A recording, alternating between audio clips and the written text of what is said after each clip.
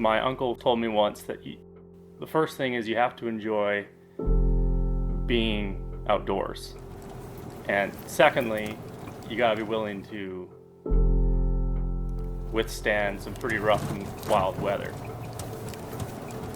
Anytime you're outdoors, whether you're shooting something or catching something or not, you're learning something. You know, I'm learning from my mistakes and understanding what I did wrong and what I can improve on. And you know, the same thing with hunting. It's especially around here, you gotta put in a lot of time and effort to, you know, understand the animals that you're after, and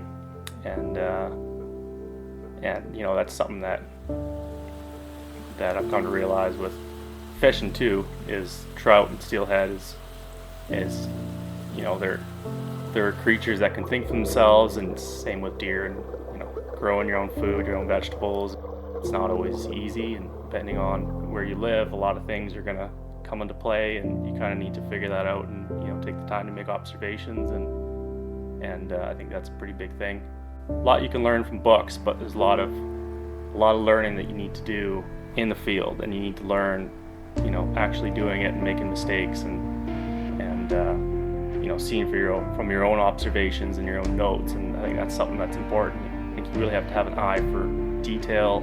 For the most part, fly fishermen tend to notice things like that. It takes a certain personality to kind of slow down, and that's kind of the way I like to live as well. I seem to have more of appreciation for the wildness and the purity of you know, of nature. When you were successful in the field hunting or fishing and you get to write about it later, you kind of get to relive it. And I would love to have the giant book full of stories that pass down to my kids or my grandkids. And my great grandfather, he used to hunt quite a bit and fish quite a bit, and he always kept a journal, and I just always thought it was pretty fascinating reading how it was, and just reading some of their stories. It's pretty inspiring.